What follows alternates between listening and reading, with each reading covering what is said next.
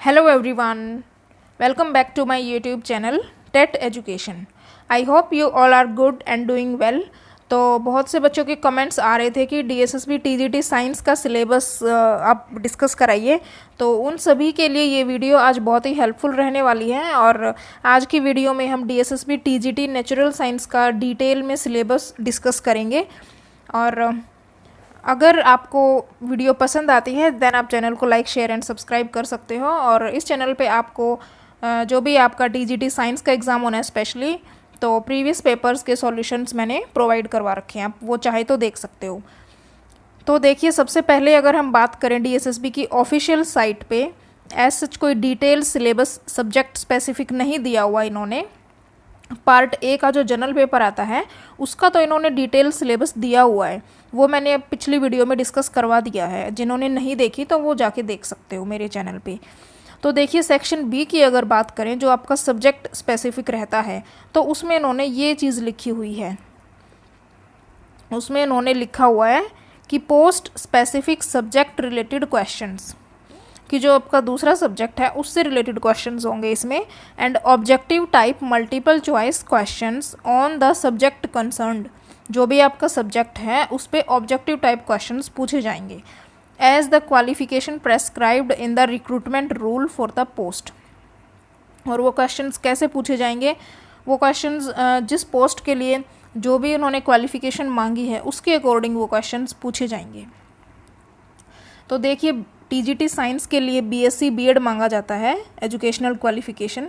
तो अगर देखा जाए तो BSc तक का सिलेबस बनता है एग्ज़ाम में आना, बट इनका कुछ भी फिक्स नहीं रहता है, ये किसी भी लेवल के क्वेश्चन पूछ लेते हैं पेपर में।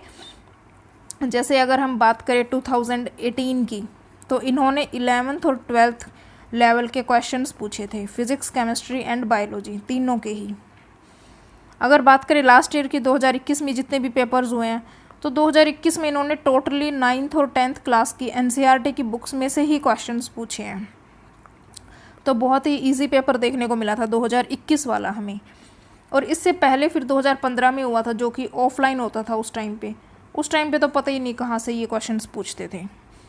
तो इनका देखिए सिलेबस कुछ भी फिक्स नहीं रहता। तो मैंने ये सारे पेपर्स देख के ही जो है सिलेबस, ये मैंने टॉपिक्स बनाए हैं कि इन टॉपिक्स से क्वेश्चंस पूछे जाते हैं मेनली।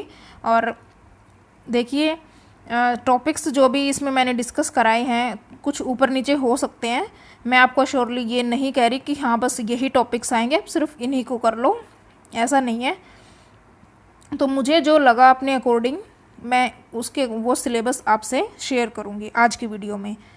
तो देखिए, सबसे पहले चलिए हम फिज़िक्स की बात कर लेते हैं। फिज़िक्स में कैसे कैसे क्वेश्चंस पूछे जाते हैं इस एग्ज़ाम में और कौन कौन से टॉपिक्स आपको प्रिपेयर करने चाहिए। तो सबसे पहले काइनेमेटिक्स की हम बात कर लेते हैं। तो काइनेमेटिक्स में सबसे पहले आपको न्यूटन्स लॉज ऑफ मोशन की बेसिक नॉलेज होनी चाहिए, और इस पे बेस्ड जो है न्यूमेरिकल्स पूछे जाते हैं। मोस्टली 4 से 5 क्वेश्चंस हर पेपर में देखने को मिले थे, न्यूटन्स लॉज ऑफ मोशन पे बेस्ड क्वेश्चंस थे सिर्फ वो। तो जैसे एक्सेलरेशन, वेलोसिटी, टाइम निकालना, इस तरीके से क्वेश्चंस पूछे जाते हैं। टेंशन फोर्स वगैरह, स्प्रिंग फोर्स, ग्रेविटेशनल फोर्स, ये सब मिला के एक न्यूमेरिकल बनता है। तो अगर आपको यहाँ से समझ में नहीं आ रहे कैसे क्वेश्चंस पूछे जाते हैं, तो मैंने DSSB के प्रीवियस पेपर सॉल्व भी करवा रखे हैं, आप वहाँ से जाके भी देख सकते हो, आपको आइडिया आ जाएगा कि कैसे कैसे क्वेश्चंस पूछे जाते हैं। तो ज़्यादा टफ क्वेश्चंस वो नहीं पूछते, ईजी ही क्वेश्चंस उन्होंने पूछ रखे थे। 9th और 10th लेवल तक के क्वेश्चन थे, ज़्यादा से ज़्यादा 11th लेवल तक पहुंच गए थे वो, बट इतना डेप्थ में 11th लेवल के नहीं पहुंचे थे वो। 9th और 10th का बच्चा उनको आसानी से इजीली सॉल्व कर सकता है, इस टाइप के क्वेश्चन उन्होंने पूछे थे। वेलोसिटी टाइम ग्राफ और पोजीशन टाइम ग्राफ, इस पे बेस्ड भी क्वेश्चंस पूछे गए थे। इस पे बेस्ड क्वेश्चंस आपके 2018 वाले पेपर में पूछे गए थे। ग्राफ आपको दे देंगे, उससे वेलोसिटी, डिस्प्लेसमेंट जो भी पूछना होगा उनको वो पूछेंगे। तो इस तरीके से ये टॉपिक्स के क्वेश्चंस पूछे जाते हैं, न्यूमेरिकल्स पूछे जाते हैं जनरली इन टॉपिक्स में से। नेक्स्ट फिर आपका रहता है कंजर्वेशन ऑफ मोमेंटम। ये भी देखिए बहुत इंपॉर्टेंट टॉपिक है यहाँ से, तो इस पे बेस्ड भी क्वेश्चंस डेफिनेटली पूछा जाता है। तो आप कंजर्वेशन ऑफ लीनियर मोमेंटम वाला टॉपिक अच्छे से कर जाओ, और इस पे बेस्ड न्यूमेरिकल पूछे जाते हैं। जैसे रिकॉइल वेलोसिटी निकालनी है, गन बुलेट प्रॉब्लम्स हो गई, या दो बॉडीज़ आपस में कोलाइड कर गई और एक सिंगल वेलोसिटी से दोनों चिपक गई फिर मूव करने लग गई, तो इस तरीके से क्वेश्चंस पूछे जाते हैं। नेक्स्ट आपका रहता है वर्क पावर एनर्जी। ये भी बहुत इंपॉर्टेंट टॉपिक अपने आप में, तो इसकी इनकी डेफिनेशंस, यूनिट और फॉर्मूला ये सब आपको पता होना चाहिए। ये आपकी 10th क्लास में दिया हुआ है। 10th क्लास में से आप इसको अच्छे से कर सकते हो। 10th क्लास की एनसीईआरटी की बुक में ये दिया हुआ है फुल डिटेल में, और अगर ज़्यादा करना है तो 12th क्लास में है इलेक्ट्रिसिटी वाला चैप्टर, उसमें से आप कर सकते हो।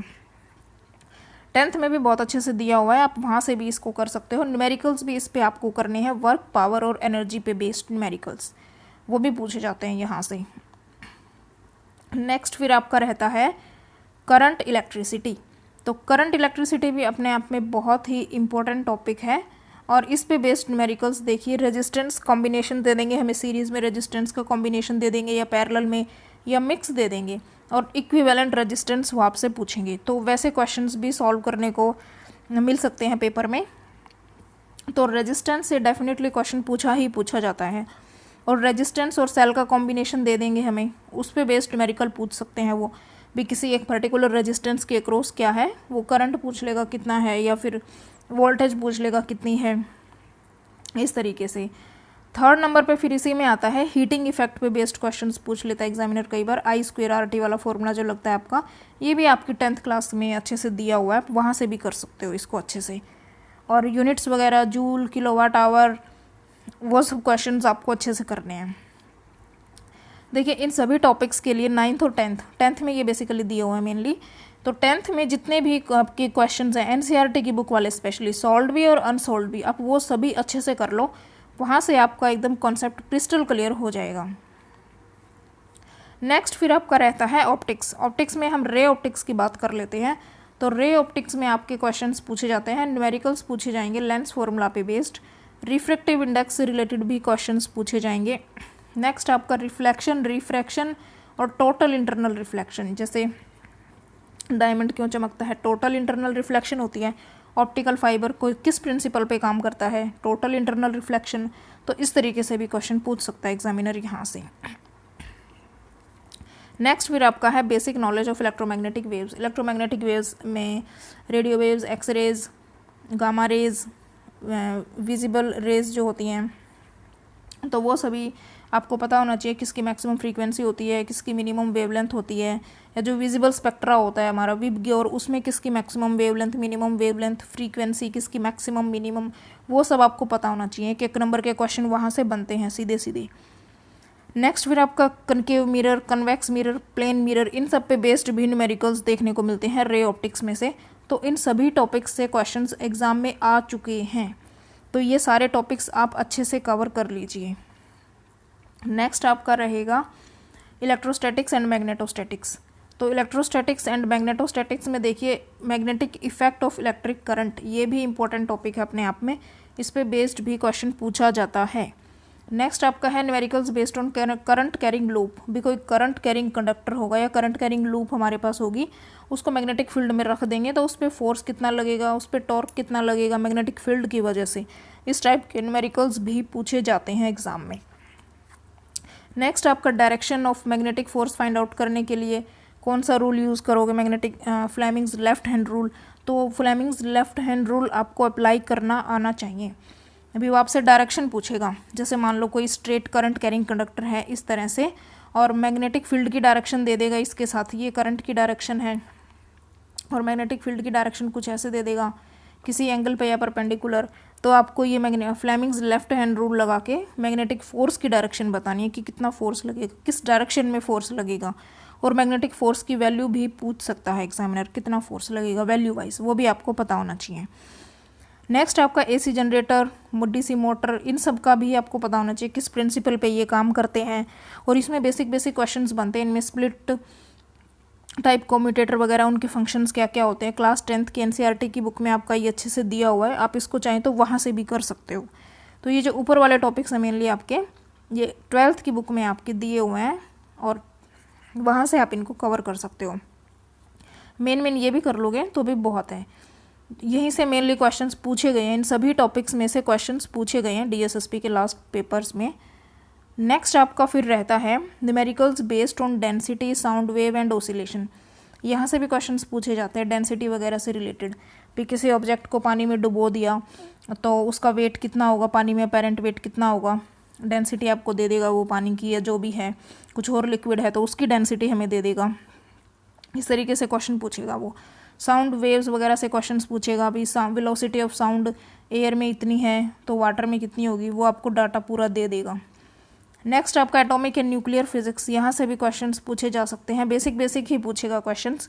जैसे एक मैंने रेडियस वाला आपको डिस्कस करवाया था कि बोहर्स एटॉमिक मॉडल में जो है रेडियस आपका एन के किस तरीके से प्रोपोर्शनल होगी, एन स्क्वेयर या फिर 1/n²। इस तरीके से क्वेश्चंस प्रोपोर्शनलिटी वाले पूछे जा सकते हैं यहाँ से, तो ये आप ध्यान रखना। Next dual nature of radiation and matter, Einstein's जो है mass energy relation is equal to mc²। इस तरीके से जो क्वेश्चंस होते हैं वो भी पूछे जा सकते हैं यहाँ से। मोमेंटम निकालना, p is equal to h/λ, ये फॉर्मूला बेस्ड क्वेश्चंस बनते हैं यहाँ से। तो बहुत ही ईजी टॉपिक है ये भी अपने आप में, ये भी आप कर लें अच्छे से। नेक्स्ट आपका रहेगा basic knowledge of semiconductors. Semiconductors के आपको बेसिक नॉलेज होनी चाहिए। क्लास 11th में से आप इनको पढ़ सकते हो। क्लास 11th की फिजिक्स की बुक में दिया हुआ है, ये लास्ट यूनिट है आपकी, वहाँ से आप इसको कर सकते हो। आगे मैं थोड़ा सा बुक्स का भी आपको बता दूंगी कि 11th और 12th के लिए जो है कौन सी बुक्स जो हैं आप प्रेफर कर सकते हो स्टडी के लिए। नेक्स्ट फिर आपका रहेगा बायोलॉजी। बायोलॉजी में देखिए काफ़ी वास्ट सिलेबस है बायोलॉजी का अपने आप में, इतना सारा कवर करना भी बहुत मुश्किल होता है। अगर आपका बैकग्राउंड बायोलॉजी है तो अच्छी बात है, आप बायोलॉजी को अच्छे से कवर अप कर लो। मेरा बैकग्राउंड तो देखिए फिज़िक्स रहा है, तो बायोलॉजी और केमिस्ट्री का मैंने इतना नहीं पढ़ा। आफ्टर 10th तक जितना पढ़ लिया था बस पढ़ लिया था। 11th 12th में नॉन मेडिकल में बायोलॉजी नहीं होती, आगे भी फिर फिज़िक्स ऑनर्स ही किया है मैंने, तो मुझे बायोलॉजी और केमिस्ट्री इतनी देखने को नहीं मिली। बिल्कुल ही टच मेरा ख़त्म हो गया था बायोलॉजी एंड केमिस्ट्री से। तो जितना मुझे समझ आया बायोलॉजी एंड केमिस्ट्री का, तो मैंने वो टॉपिक्स जो हैं इस वीडियो में इंक्लूड किए हैं।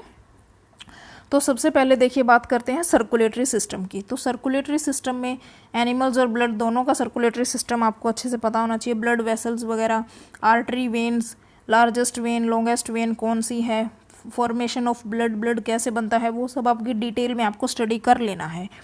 ये मैं पूरे आपको टॉपिक वाइज डिस्कस करवा रही हूँ। ब्लड के components WBC, RBC, plasma cells, platelets, counting वगैरह कितनी होती है अडल्ट में, बच्चे में या फिर थोड़ा सा बड़ी एज में, तो वो सब आपको बेसिक नॉलेज यहाँ से पता होनी चाहिए।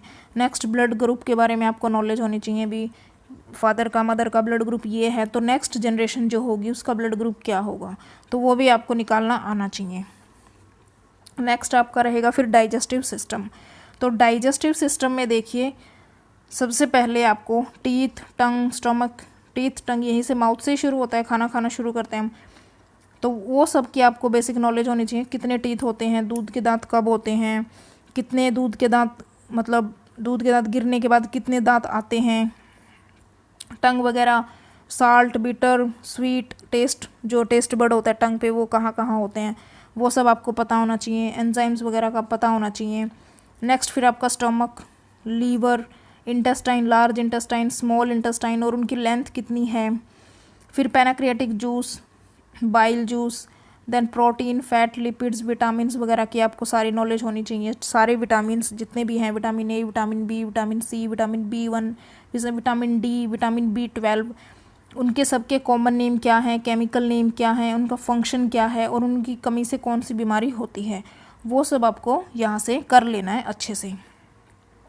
और साथ में आपको ये भी कर लेना है कि फूड जब हम खाते हैं तो कार्बोहाइड्रेट का डाइजेशन कब होता है, प्रोटीन का डाइजेशन कब होता है और कहाँ होता है। जैसे प्रोटीन का डाइजेशन हमारा पेट में होता है, तो ये चीज़ें जो हैं आपकी 6th 7th 8th की NCERT जब आप रीड करोगे तो उनमें दी हुई हैं ये छोटी छोटी बातें। तो आप 6th 7th 8th 6th से शुरू कर दो NCERT पढ़ना, तो ये सारी चीज़ें आपकी क्लियर हो जाएंगी और ज़्यादा डिटेल में फिर आप जाओगे तो 11th और 12th तक फिर आप पहुँच जाओगे। नेक्स्ट आपका फिर रहता है सेल बायोलॉजी एंड जेनेटिक्स।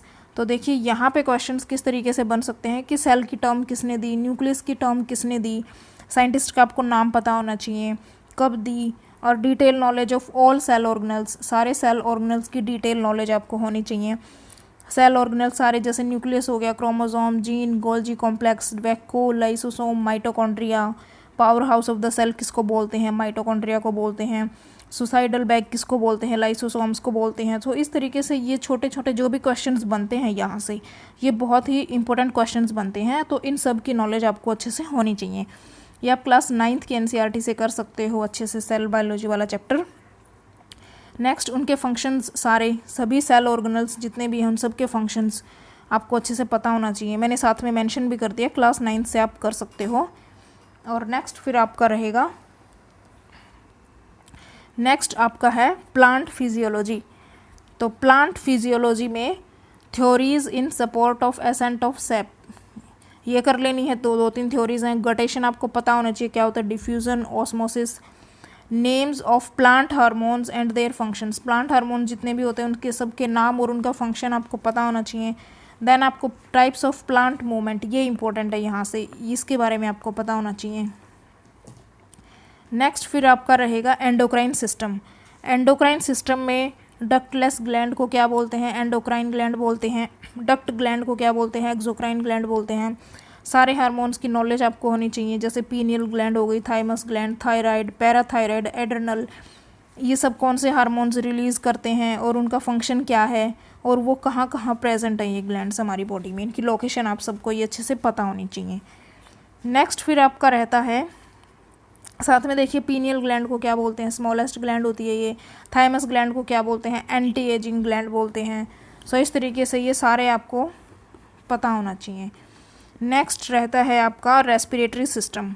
तो रेस्पिरेटरी सिस्टम में आप जो है aerobic respiration, anaerobic respiration, animals में रेस्पिरेशन का पाथ पता होना चाहिए। जैसे फ्रॉग हो गया, वो स्किन से और लंग्स से दोनों से, स्किन और गिल्स वहाँ से सांस लेता है, तो वो सब आपको पता होना चाहिए। क्लास 9th का जो चैप्टर आपका लाइफ प्रोसेस है वो अच्छे से कर लो, ये चीज़ें वहाँ से आपकी क्लियर हो जाएंगी। बेसिक नॉलेज, क्लोराइड शिफ्ट, ये पढ़ सकते हो। रेस्पिरेटरी वॉल्यूम के बारे में थोड़ा बहुत आप कर सकते हो। नेक्स्ट फिर आपका रहता है एक्सक्रिएटरी सिस्टम। एक्सक्रिएटरी सिस्टम में जो है एनिमल्स का classification on the basis of nitrogenous waste, जैसे अमीनो ग्रुप में आ जाते हैं आपके ureotelic animals, uricotelic animals, ammonotelic animals कौन से हैं, अमीनोटेलिक एनिमल्स कौन से हैं, यूरियाटेलिक कौन से हैं, तो ये सब आपको अच्छे से पता होना चाहिए। फिर देन आता है आपका किडनी, किडनी का फंक्शन वगैरह, नेफ्रॉन्स वगैरह जो भी उसमें होते हैं वो सब आपको नॉलेज होनी चाहिए यहाँ से। एक्सक्रीटरी ऑर्गन्स एनिमल्स में, वो भी आपको पढ़ लेना है अच्छे से। नेक्स्ट आपका है नर्वस सिस्टम। नर्वस सिस्टम में आपका forebrain, cerebrum, hypothalamus, hindbrain, medulla oblongata, इन सब के फंक्शंस और ब्रेन में जो है कहाँ कहाँ प्रेजेंट होते हैं, कौन सा ब्रेन फोर ब्रेन बोला जाता है, कौन सा ब्रेन सेरेब्रम बोला जाता है, और ये क्या क्या कंट्रोल करते हैं, वो सब आपको अच्छे से कर लेना है यहाँ से। नेक्स्ट फिर आपका रहता है डिजीज़। ये देखिए बहुत ही इंपॉर्टेंट टॉपिक है यहाँ से, कि वायरस से होने वाली कौन सी बीमारियाँ हैं, बैक्टीरिया से होने वाली कौन सी बीमारियाँ हैं, प्रोटोजोआ, फंगस, इन सब से होने वाली कौन सी बीमारियाँ हैं, वो सब आपको अच्छे से पता होना चाहिए। इसके बाद आपका रहता है diversity in living organism. Class 9th का जो आपका चैप्टर है किंगडम वाला, ये बहुत ही इम्पोर्टेंट है, यहाँ से भी क्वेश्चन पूछा जाता है, तो इसको भी आप अच्छे से कर लें। इसके बाद नाइट्रोजन फिक्सेशन, प्लांट्स में डिजीज़ होती है, वो भी आप अच्छे से कर लें। नेक्स्ट आपका है एनवायरनमेंट एंड इकोलॉजी, ये भी आपका मोस्ट इम्पोर्टेंट टॉपिक है।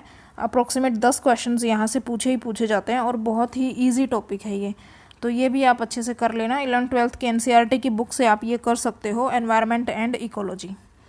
नेक्स्ट आपका रहेगा फिर केमिस्ट्री का सिलेबस। केमिस्ट्री में देखिए आपकी क्लास 9th के NCERT से आप स्टार्ट कर सकते हो। Matter surrounding us, first chapter ही है ये। देन एटम्स एंड मॉलिक्यूल्स, उसके बाद structure of atom, then chemical reaction and equations, कितने टाइप की केमिकल रिएक्शंस होती हैं, एसिड, बेसिस एंड साल्ट, ये भी इंपॉर्टेंट है चैप्टर अपने आप में।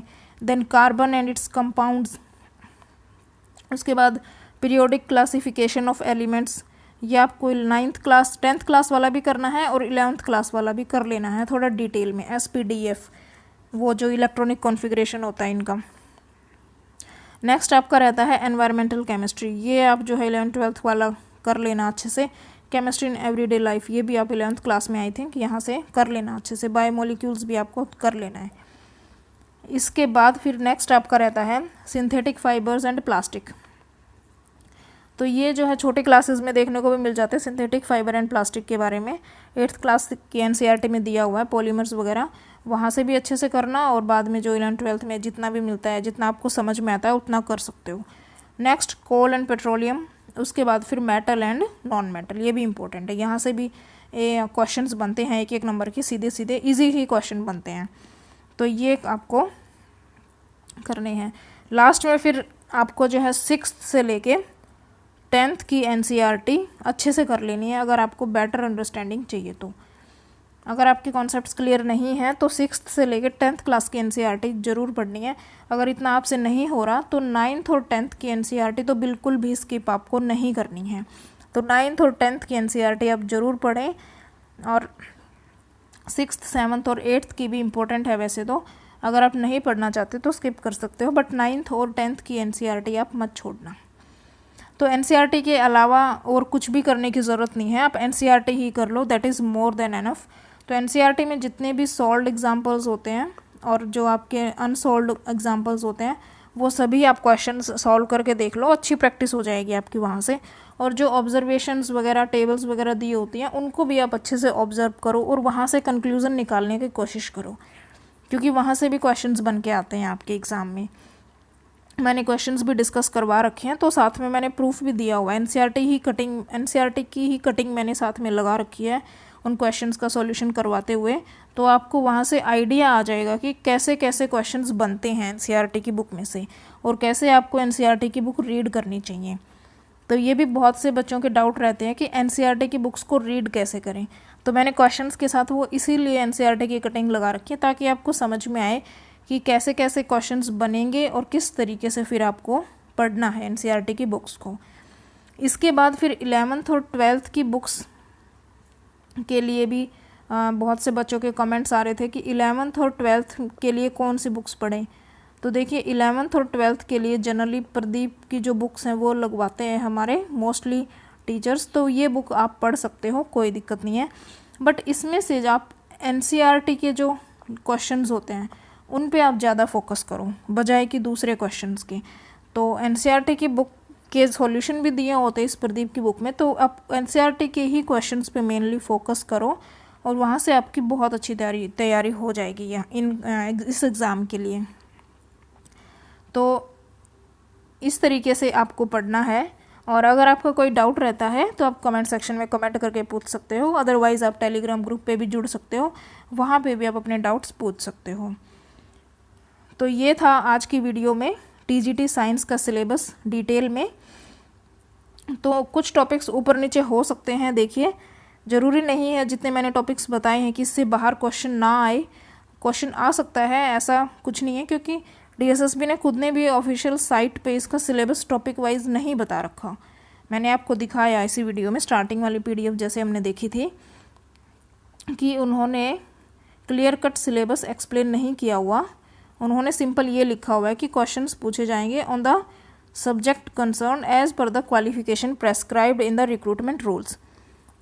तो ये था, तो ये जितने भी टॉपिक्स मैंने बताए ये टॉपिक्स आप अच्छे से कर लो, और मैंने आपको सोर्सेज भी बता दिया, मेनली आपका एनसीईआरटी ही है।